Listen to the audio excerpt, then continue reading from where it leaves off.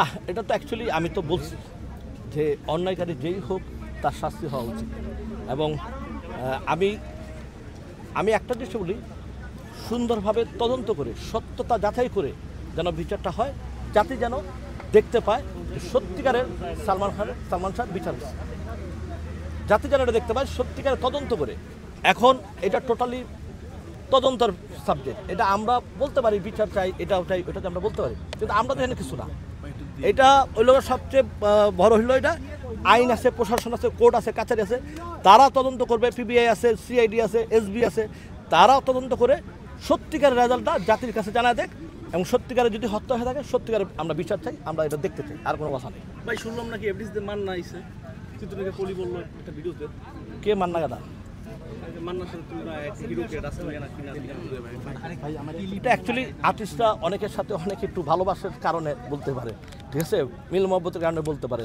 মান্না তো মান্নাই, যে বলছে সে বুঝে বলছে না বুঝে আমি যাই না, বাট সে হয়তো সাপোর্ট দিছে যে হয়তো তার মতো অভিনয় করতে চাইছে বা অভিনয় করতে পারছে।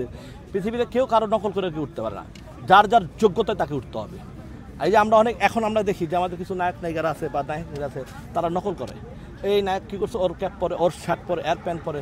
না ভাই, তুমি তোমারে দেখাও, তুমি তোমাকে দেখাও, তুমি তোমাকে দেখায় তুমি তোমার স্টাইলে চলো, তুমি তোমার চামচামি করো, তুমি কারো চামচামি না করো, তোমার চামচামি করে তুমি উঠো, তাহলে দেখবা তুমি কিছু করতে পারবা, ঠিক আছে, তাহলে তুমি কিছু করতে পারবে। কিন্তু ঘটনা নিজেরা নিজেদের জিনিসটা যাচাই করে সব কিছু করে নিতে হবে।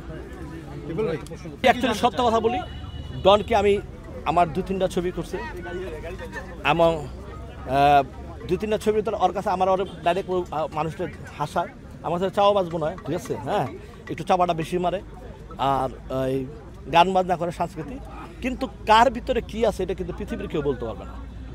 আমার মনে হয় ডনের পিভিয়া যে আছে, তার বগুড়া, তার স্থান, তোমরা ওইখানে যাও, তাহলে তোমরা ওইখানে সত্যিকার ছেলেটা কেমন, ভালো না মন্দ, তার ছোট থেকে বড় হয়েছে যে এলাকা, ওই এলাকা থেকে তোমরা লোকজনটা খবর নাও, তাহলে অনেক কিছু তোমরা পেয়ে যাবা। ভাই একটা স্টেটমেন্ট আপনি দিয়েছিলেন যে ডন হচ্ছে আসলে মানসিকভাবে খুব দুর্বল, ওর পক্ষে খুন করা সম্ভব না। আমি মানসিকভাবে তুমি এটা বলি নাই, আমি বলছি যে ও আরে আমার চাও বাজ মনে হয়, জোখার মনে হয় ও খুন করতে পারে, এটা আমার মনে হয় বিশ্বাস হয় না। কিন্তু মানুষের কাছে পত্রিকা পেপার যাওয়ার আমাকে অনেকে ফোন করে বলছে যে ভাই ঘটনা কিন্তু এই ডন ভালো না, হ্যাঁ অনেকের অনেক কথা বলছে, পরে আমি আবার বলে দিচ্ছি যে অন্যায়কারী যেই হোক তার শাস্তি হতে হবে, শেষ। ভাই লাস্ট